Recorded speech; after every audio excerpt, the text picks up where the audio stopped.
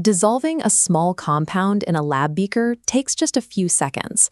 Mass production requires an entirely different physical reality. In a beaker, heat dissipates instantly. At 10,000 liters, that same reaction can actually boil over because the surface area can no longer vent the internal energy. Arthur Dehan Little recognized a striking pattern in the industry. He realized that no matter how complex a manufacturing process appeared, it was actually a sequence of distinct, repeatable physical and chemical steps. He called these individual steps unit operations. They are the standardized building blocks used to design every pharmaceutical plant on Earth. This flowchart represents the manufacturing sequence for compressed tablets, cascading downward through distinct, separated stages. To understand a massive facility, we simply examine these isolated nodes, from mixing down to the fluidized bed dryer, and finally into the tablet machine. At first glance, the equipment looks overwhelmingly diverse. A high-speed centrifuge bears no mechanical resemblance to a vacuum distillation column. Yet beneath the varying machinery, every single unit operation on the factory floor is dictated by exactly three physical phenomena: fluid flow, mass transfer, and heat transfer. Mastering the physics of these three phenomena provides the fundamental control required to operate any industrial pharmaceutical line. First is fluid flow. This principle governs how liquids, gases, and slurries move physically through the pipes, filters, and tanks of a plant. In 1883, engineer Osborne Reynolds injected a steady thread of blue dye into a pipe of flowing water. Through this experiment, Reynolds proved that whether a fluid flows smoothly or chaotically isn't random. It is entirely predictable based on four strict variables: the pipe's diameter, the fluid's velocity, its density, and its viscosity. This equation combines those four variables into a single, dimensionless parameter known as the Reynolds number. This flowchart maps the outcomes of that equation. The resulting number acts as a rigid threshold that dictates the physical behavior of the fluid. If the Reynolds number is below 2000, the flow is laminar, meaning the fluid moves in smooth, parallel layers. Push that number above 4000, and the flow becomes turbulent, defined by chaotic, irregular motion and heavy mixing. Regardless of which state the fluid is in, friction occurs right where the moving liquid meets the solid wall of the pipe. This friction creates a severe problem for engineers. This diagram illustrates what happens at that interface. Because of friction, a microscopic layer of fluid becomes trapped directly against the solid surface.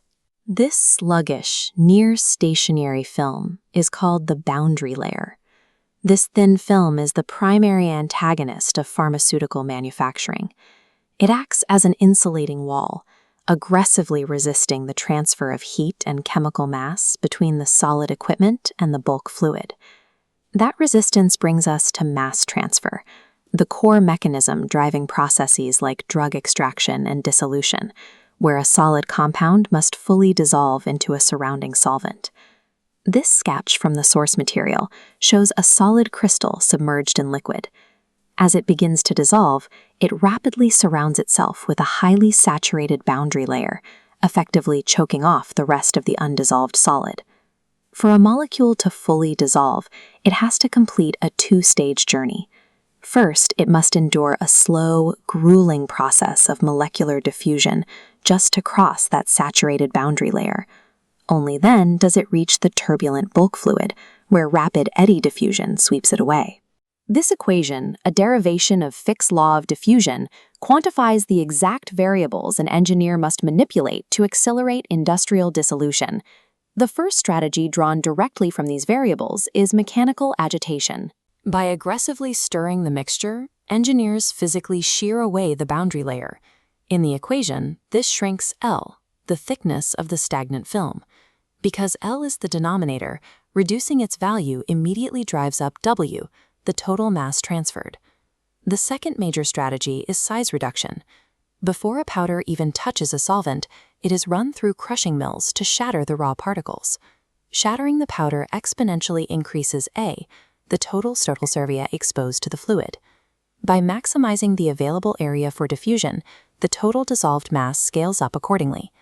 The massive footprint of a plant, the towering agitation tanks, and heavy milling machines exists entirely to manipulate the specific variables within this single mathematical expression. The final transport phenomenon is heat transfer, which is strictly required for drying wet granular compounds or evaporating volatile solvents out of a mixture. Heat naturally conducts through solid metal, but large industrial vessels hold hundreds of liters of fluid. To heat that volume efficiently, simple conduction is too slow. You need a highly transportable, high-energy fluid medium. That medium is steam. Because it holds massive amounts of thermal energy and is easy to distribute through plant piping, steam is the absolute standard for pharmaceutical process heating. To optimize steam, we must separate its energy into two distinct categories: sensible heat and latent heat. Sensible heat is the energy required to raise the temperature of the water to its boiling point, heat you can actually measure with a thermometer. Latent heat is the massive, invisible energy released purely by the phase change of vapor condensing back into liquid water. This presents a counterintuitive engineering paradox. If you want to heat a vessel as quickly as possible, why do plant engineers deliberately choose low-pressure steam instead of high-pressure, higher-temperature steam? Look closely at the data comparing steam at 2 bars of pressure against steam at 15 bars. The 2-bar steam sits at 120 degrees Celsius, but it carries a massive latent heat payload of over 2,200 kilojoules per kilogram. The 15-bar steam is much hotter, at 198 degrees, but its latent heat payload is significantly smaller. As you increase the pressure in a boiler, the energy required to vaporize the water actually decreases. This means high-pressure steam delivers far less of the critical phase change energy required to heat the equipment. Chasing higher temperatures is a mistake. True industrial efficiency comes from maximizing the latent heat of condensation, delivering a massive payload of thermal energy directly across the equipment's boundary layer. By understanding these 3 transport phenomena, we can step back and look at the macro layout of a factory with total clarity.